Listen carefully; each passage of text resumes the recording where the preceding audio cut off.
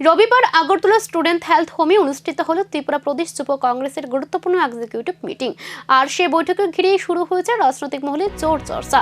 নবনির্বাচিত যুবক কংগ্রেস প্রতিনিধিদের নিয়ে আয়োজিত এই বৈঠকে সংগঠনকে আরও শক্তিশালী করা এবং আগামী দিনের রাজনৈতিক কর্মসূচি নিয়ে বিস্তারিত আলোচনা হয়েছে বলে জানা গেছে।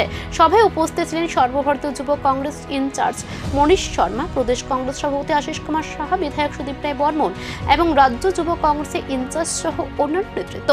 পাশাপাশি রাজ্যের বিভিন্ন ইস্যুতে আগামী দিনে আন্দোলনের রূপরেখা নিয়েও আলোচনা হয় বলে সূত্রের খবর। রাজনৈতিক পর্যবেক্ষকদের মতে সাম্প্রতিক সময়ে রাজ্যে বিরোধী রাজনীতিকে আরও ধারালো করতে যুবক কংগ্রেস নতুন কৌশলে মাঠে নামতে চলেছে।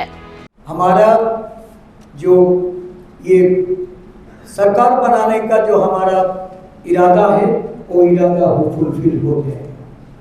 मनीष जी ने सही तरीके से बोला है कि यूथ को थोड़ा सा भागीदारी होना चाहिए, कम से कम 20% भागीदारी होना चाहिए। जो काबिल यूथ लीडर होगा, जो काबिल हमारी यूथ कांग्रेस में कैंडिडेट की जिम्मेदारी उठाने के लिए तैयार होगा, हम यहाँ पे खड़ी होकर हम लोग बोलना चाहते हो वो ये कांग्रेस कैंडिडेट। এই বৈঠক কি শুধুই সাংগঠনিক আলোচনা নাকি আগামী রাজনৈতিক লড়াইয়ের আগে বিরোধী শিবিরে বড় মাস্টার প্ল্যান? এখন সেই জল্পনে ঘুরছে রাজ্য রাজনীতির অন্দরে।